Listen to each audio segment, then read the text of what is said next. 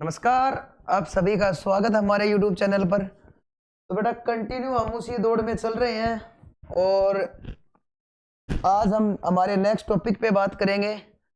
उससे पहले एक शब्द जो हम रेगुलर कर रहे हैं लगातार, तो लिखिए भाई साहब, रुक्की। रुक्की, इस वर्ड का क्या मतलब होता है रुक्की का? देखो CGL CHL में कई बार आ लिया है रुक्की शब्द। अब इसका मतलब क्या होता है रुक्की का? देखो कोई बाइक चलाता है, वो रुक रुक के चला रहा है, ठीक है, इसका मतलब वो इंसान अनएक्सपीरियंस है, उसे अनुभव नहीं है और वो चला रहा है, इसका मतलब वो आदमी नौ सीखिया। रुक्की का मतलब वो रुक रुक के चला रहा है भाई साहब, कोई काम कर रहा है रुक रुक के, थोड़ी दिक्कत आई फिर रोक दिया फिर चले, तो मतलब वो इंसान क्या भाई साहब है? नौ सीखिया है, यानी कि वो इंसान जो अभी सीख रहा है, सीख दड़ इंसान जिसे आम भाषा में बोलते हैं ना, नौ सीखिया। नौसिखिया जो अभी अभी काम को सीखने का प्रयास कर रहा है उसे बोलते हैं नौसिखिया। जैसे इसके सिनोनिम्स देखिए, सिनोनिम्स में देखिए,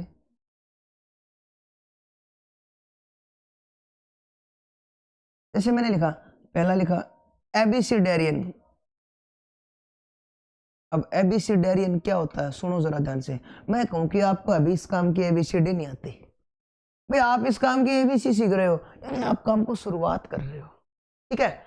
आप क्या हो? अनएक्सपीरियंस इंसान हो। क्या हो? अनएक्सपीरियंस। आपको उस काम के बारे में क्या नहीं भाई, नॉलेज नहीं है, अभी अनएक्सपीरियंस हो आप। और देखिए अनट्रेन्ड, आपको उस काम में ट्रेनिंग नहीं है। आप अप्रेंटिस हो, अप्रेंटिस होता प्रशिक्षु। एक अप्रेंटिस देखो जो ट्रेड से कुछ सीखता है उसे बोलते हैं अप्रेंटिस। प्रशिक्षु जो होता है। टायरो, टायरो का मतलब बचपन में देखो टायर चलाएगा कभी, टायर टायर चलाते तो सीखिए, बचपन में चलाते ना सीखते। हम मेच्योर नहीं होते उस टाइम, लिखो इमेच्योर। क्या होता है? इमेच्योर। इन सब का इमेच्योर, इमेच्योर भी क्या होता है? नौसिखिया होता है। जुवेनिल, अरे जुवेनिल का मतलब जवान, जो जवान होते हैं लोग वो नौसिखिया ही होते हैं, जो बूढ़े लोग होते हैं वो एक्सपीरियंस होते हैं। जुवेनिल ये भी नौसिखिया होता है।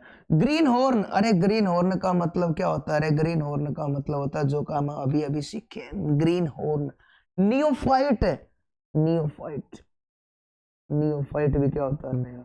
न्यू कमर, अरे न्यू कमर का मतलब है अभी अभी काम में आने वाला। नेव, नेव मतलब भोला भाला इंसान, जो इंसान काम में सीखते रहो, भोला भाला इंसान। नेव, न्यू कमर, neophyte, immature, juvenile, green horn, टायरो, apprentice, untrained, एबिसिडेरियन, अनएक्सपीरियंस।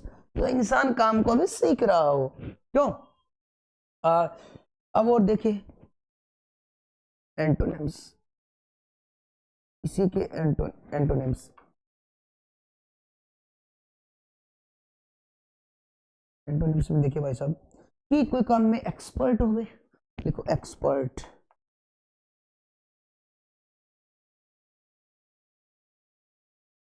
Veteran, अनुभवी, स्किल्ड, टैलेंटेड। कोई काम में क्या हो? टैलेंट होवे, स्किल्ड होवे, एक्सपर्ट होवे और मेच्योर, परिपक्व काम में मेच्योर होवे, ठीक है। ये इसके भाई साहब एंटोनिम्स। दोबारा देखिए, एक्सपर्ट होता है वेटरन, वेटरन देखो वेटर लाते हैं हम तो एक्सपीरियंस वेटरी लाए कोई काम के लिए, स्किल्ड, टैलेंट। और एड्रॉइड, एड्रॉइड को कैसे याद करोगे भाई साहब? एड्रॉइड का मतलब होता है दक्ष। अरे एंड्रॉइड फोन जिस व्यक्ति ने बनाया वो जरूर कोई ना कोई एंड्रॉइड टैलेंटेड आदमी होगा। एंड्रॉइड फोन जिसने बनाया, तो एंड्रॉइड का मतलब होता है किसी काम में दक्ष होना, एक्सपर्ट होना, एक्सपीरियंस, अनुभव होना काम में। एक्सपीरियंस, एक्सपीरियंस का मतलब काम में वो अनुभवी इंसान है, एक्सपर्ट इंसान है। एड्रोइट है, स्किल्ड है और मास्टर, मास्टर किसी काम में निपुण होता है। और मैंने बोलते मास्टर को किसी काम में एक्सपर्ट जो होता है। ये देखिए ये हमारा एक शब्द था, ये कई बार एग्जाम में आया, नौसिखिया जिसे बोलते हैं रुक के जो काम करता है। देखा एबिसिडेरियन काम की आपको एबीसीडी आई, मतलब आप अनएक्सपीरियंस आदमी हो, आप unexperience, untrained, apprentice, tyro, immature, juvenile, greenhorn, neophyte, newcomer, naive. और antonyms expert, veteran, skill, talented, mature, adroit, experience और मास्टर। अब बेटा हम अपने ग्रामर की बात करते हैं। ये तो हमारे देखो वोकैब का एक पोर्शन था छोटा सा। अब ग्रामर में हम कहां तक पहुंच लिए, पास्ट कंटिन्यूस तक जा लिए। अगला हमारा है पास्ट परफेक्ट। ठीक है, तो हेडिंग डालो बेटा पास्ट परफेक्ट। अब पास्ट परफेक्ट का हिंदी में तो आपको सबको पता, अभी कोई काम पहले कंप्लीट हो चुका होगा, कोई ना कोई काम लिखो, चुका था, चुके थे, भाई ये काम कंप्लीट कर चुके थे। इंग्लिश में पहचान देखो, आप इंग्लिश में बोले तो हमारी एडवर्ब, देखो इसमें एडवर्ब क्या होगी, वही प्रेजेंट परफेक्ट वाले जस्ट, येट, रिसेंटली वो है, लेकिन इसमें आपको बिफोर आफ्टर देखने को मिलेगा। क्या मिलेगा, एक तो बिफोर और एक आफ्टर, यानी भविष्य में, सॉरी पास्ट में कोई काम कंप्लीट होने का जो बोध कराए कि वो कंप्लीट हो चुका। हेल्पिंग वर्ब क्या होगी इसमें, ध्यान रखना भाई, एड थर्ड, क्या होगी, एड थर्ड होगी। अब इसमें एक सबसे अच्छी बात ये, सिंगुलर हो चाहे प्लूरल हो, सबके साथ क्या आएगा, एड थर्ड आएगा। इसमें कोई वो लोचा नहीं है कि इसमें सिंगुलर के साथ अलग आता है, प्लूरल के साथ अलग आता है। इसमें क्या होगा भाई सब सबके साथ, चाहे वो सिंगुलर हो यानी ही, सी, इट, दे, वी, आई, सबके साथ भाई क्या आएगा, एड थर्ड आएगा। इसमें एक कॉन्सेप्ट है वो काम का जो आपके एग्जाम में बार बार फंसता है। एक होता है बिफोर और एक होता है बेटा आफ्टर। देखो इस कॉन्सेप्ट में क्या है, बिफोर अगर है तो पहले हमें क्या लिखना पड़ेगा, हेड थर्ड, और बाद में, अगर आफ्टर है तो पहले सेकंड आएगा और बाद में हेड थर्ड आएगा। ये कॉन्सेप्ट है, इस कॉन्सेप्ट को अपने दिमाग में सेट कर लो। अगर है पास्ट परफेक्ट से अगर पर्सन उठता है कोई एग्जाम का हो, तो इस कॉन्सेप्ट से आएगा। आपका एक फेमस वाक्य है, कैसे लिखिए, the patient had died, the patient had died before the doctor came। ध्यान से देखिए सेंटेंस को, देखिए अगर यहाँ पे हेड थर्ड है और ये क्या है, बिफोर, बिफोर को फॉलो कर रहा है, हेड थर्ड है, बाद में वर्ब की सेकंड। अगर हेड थर्ड है, बिफोर से पहले हेड थर्ड, बाद में वर्ब की सेकंड फॉर्म। दूसरा लिख सकते हैं, the doctor came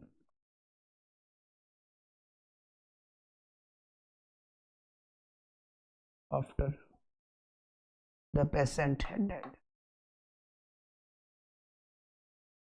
after the patient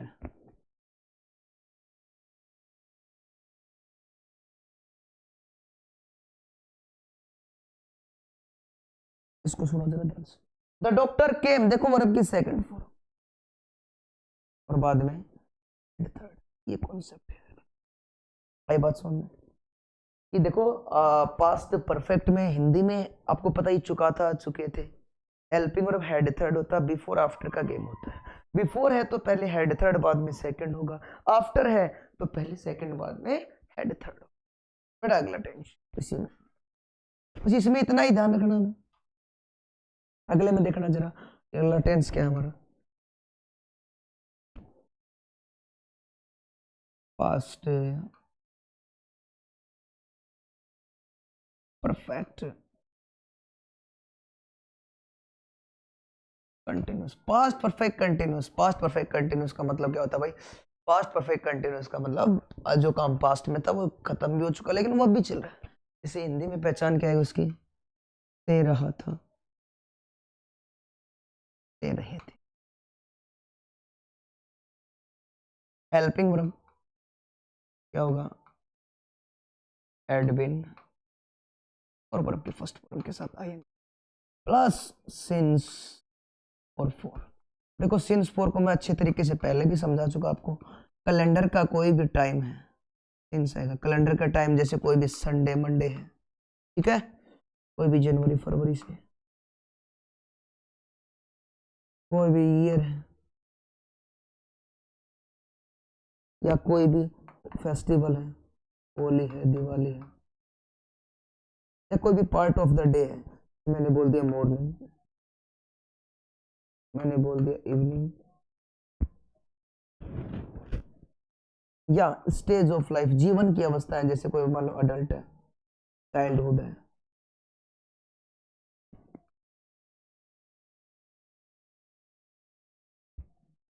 इन सभी के लिए बेटा क्या आएगा, इन सभी के लिए सिंस आएगा, जिसे कहते हैं निश्चित समय, यानी कि पॉइंट ऑफ टाइम। क्या बोलते हैं?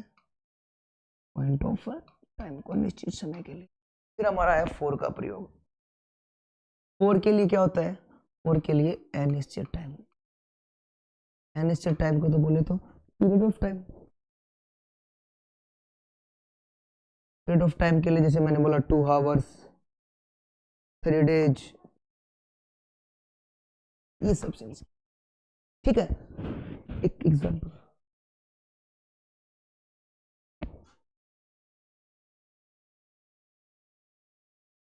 they had been living here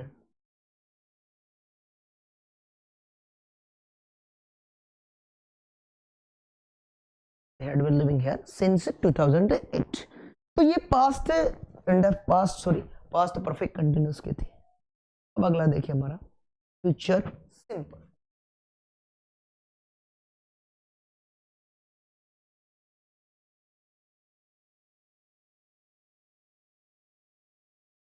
future simple, और एक दूसरा नाम भी दे सकते हो आप इसे, इंडेफिनिट।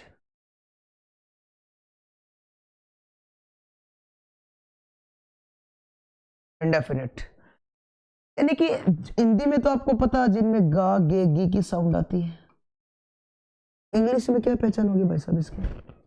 हिंदी में पहचान दी है तो इंग्लिश में पहचान देखना, यानी कि एडवर्ब। क्या हूं? देखो एडवर्ब के लिए इसमें पाएगा टुमारो। क्या पाएगा? टुमारो। नेक्स्ट वीक या मंथ, नेक्स्ट के साथ जुड़ के कुछ भी आ सकता है, नेक्स्ट वीक हो सकता है। देखो भाई साहब वीक की स्पेलिंग WW की होती है, WEA की अगर होगी तो उसका मतलब होता है कमजोर। Next week, month, year. Next week, next month, next year. दूसरी बात है the following day.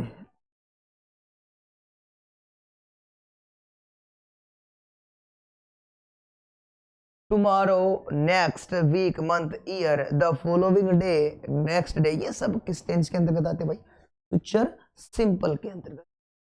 Helping verb देखो, इसमें हेल्पिंग वर्ब थोड़ा सा ध्यान रखना। हेल्पिंग वर्ब क्या होगी इसमें? अगर साधारण है, अगर आई और वी है, आई वी के साथ तो आएगी सेल और वर्ब की फर्स्ट फॉर्म।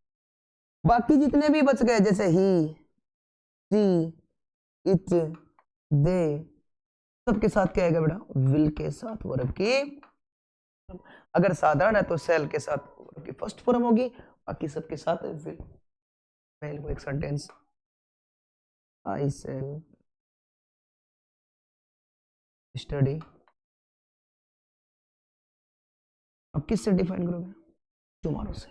अब टुमारो है तो कौन सा टेंस है? फ्यूचर है सिंपल टेंस। अगर फ्यूचर सिंपल है तो हम इसके लिए क्या करेंगे भाई साहब? सेल लगा देंगे। आई बात समझ में? ठीक है, थैंक यू।